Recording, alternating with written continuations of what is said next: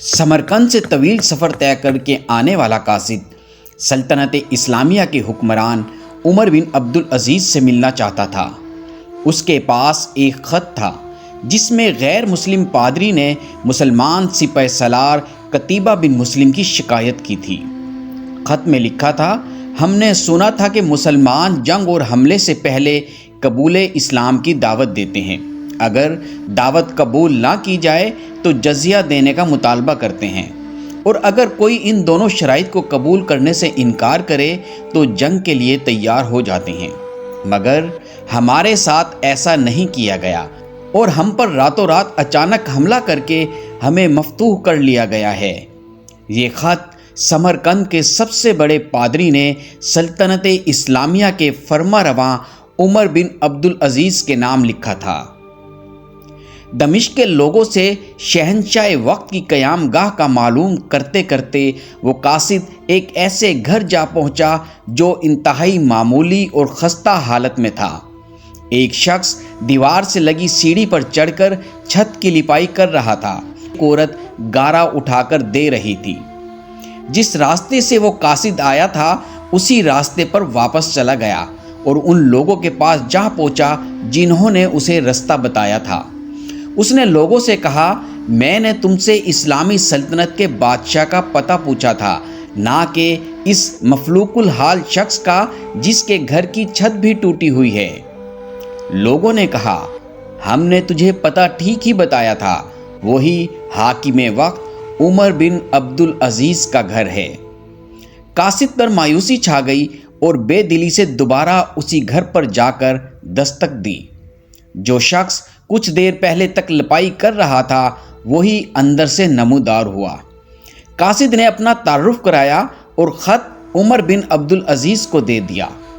उमर बिन अब्दुल अजीज़ ने ख़त पढ़कर उसी ख़त की पुष्ट पर लिखा, उमर बिन अब्दुल अजीज़ की तरफ से समरकंद में तैनात अपने आमिल के नाम एक काजी का तकर्रुर करो जो पादरी की शिकायत सुने। मोहर लगाकर ख़त वापस कासिद को दे दिया। समरकंद लौटकर कासिद ने ख़त का जवाब और मुलाकात का अहवाल जब पादरी को सुनाया तो पादरी पर भी मायूसी छा गई। उसने सोचा, क्या ये ख़त है जो मुसलमानों के उस अजीम लश्कर को हमारे शहर से निकालेगा। उन्हें यकीन था कि कागज़ का ये टुकड़ा कोई फ़ायदा नहीं पहुंचा सकेगा, मगर कोई और रास्ता भी ना था। चुनाचे ख़त लेकर डरते डरते वो हाकिम समरकंद कतीबा बिन मुस्लिम के पास जा पहुंचा। कतीबा ने ख़त पढ़ते ही फ़ौरन एक काजी का तयन कर दिया जो उसके अपने खिलाफ समरकंदियों की शिकायत सुन सकेगा। काजी ने पादरी से पूछा, क्या दावा है तुम्हारा? पादरी ने कहा, कतीबा ने बग़ैर किसी पेशगी इतला के हम पर हमला किया।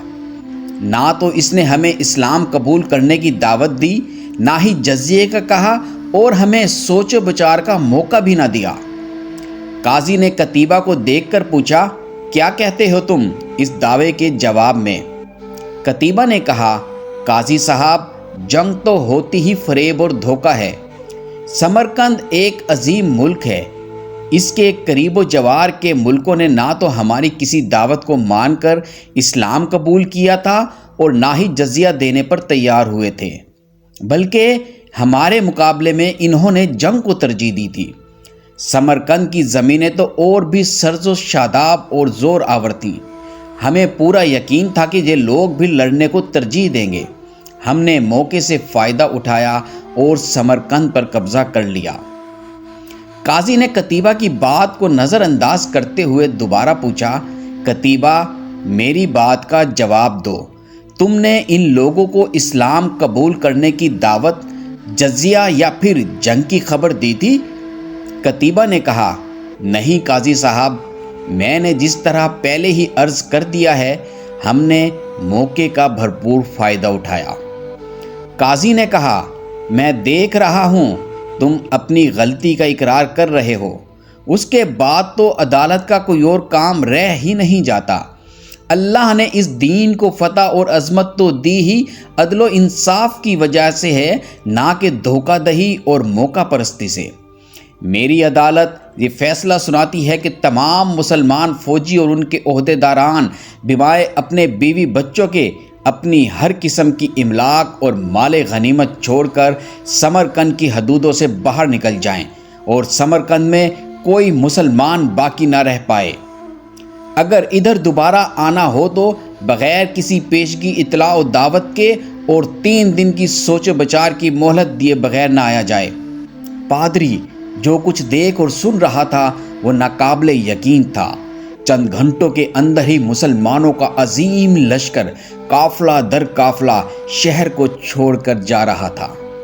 سمرقندیوں نے اپنی تاریخ میں ایسا کبھی نہیں دیکھا تھا جب طاقتور فاتح قوم کمزور اور مفتوح قوم کو یوں دوبارہ آزادی بخش دے۔